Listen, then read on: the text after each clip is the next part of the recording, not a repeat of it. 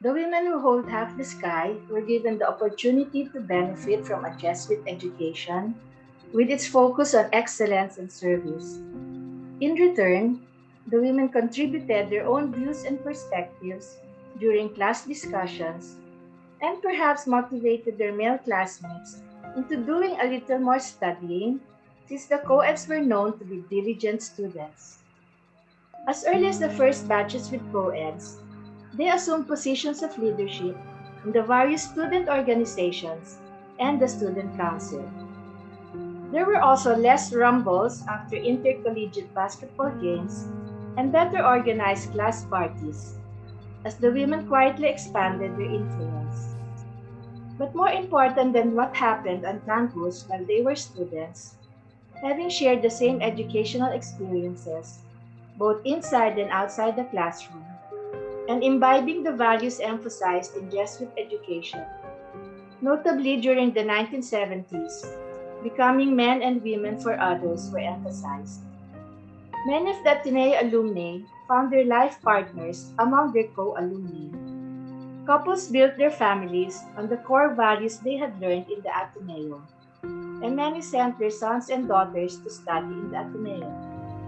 Some of the alumni joined the government or non-government organizations, while others joined or started their own businesses. Others even entered the religious life. Others stayed in the Ateneo to teach or do research, helping to mold the students coming into the Ateneo. Some of the women who did this will be sharing their stories with you through this month-long program. Ateneo alumni, both men and women, have become invaluable lay partners of the Jesuits in the Philippines, in their numerous and varied apostolates. It is possible that the all-male members of the Board of Trustees who approved the move to co-education on February 3, 1973, just a few months after the imposition of martial law, did not expect such an outcome, but they would surely be very happy about it.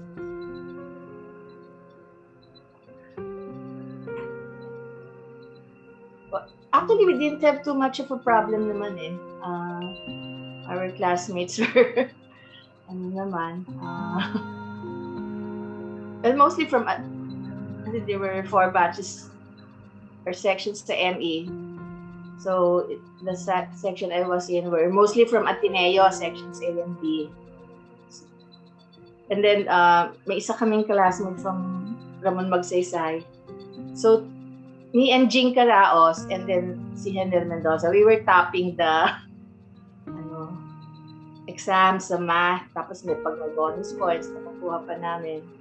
But then there was a time all of us got rather low marks. And then we talked with our math teacher. Sabi namin, Ma'am, paki-adjust nung scoring para mas maraming pumasa. So she did naman. And then years later, our classmate said to himself, sabi niya, ayos to, I'm gonna make it with classmates like this na medyo may pakikisama, ganon. So, and sure enough, over 50 kami who graduated. I think the biggest at the time na graduate na batch. So, we just helped each other and we all made it. Almost all made it. So, yun lang. Yes, the area of reform or further improvement that I would like to talk about today is going back to basics as an educational institution. For the Ateneo to focus on helping its individual students become valuable members of Philippine society. To evolve into that, students need to know and love themselves, have the courage to be true to themselves, and love and respect others as they wish to be loved and respected. Nowadays, it is not easy for children or young adults to understand and know themselves. Even gender identity, which used to be a given, at least during our time, is now seemingly a matter of choice.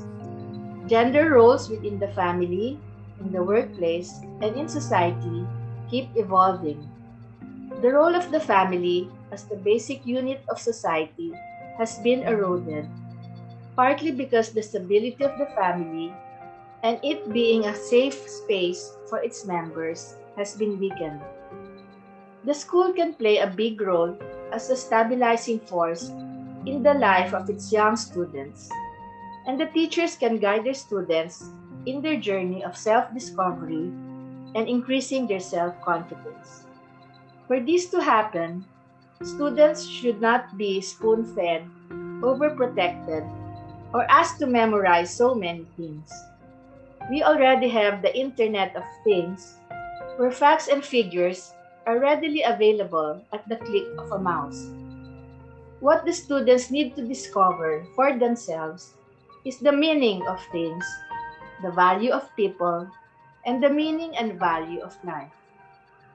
If the Ateneo is successful in giving pura personalis, or care for the whole person, to each of its students, from grade school to college, it would produce graduates who are ready to go down from the hill and contribute to making the Philippines a place where its citizens can realize their full human potential and take good care of their families without having to work abroad.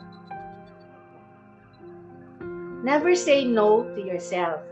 This is what Heidi Klum said to herself as she was finding her way in the modeling world. Second is, grow where you are planted. I once heard Hillary Clinton say that in an interview, and I identified with it.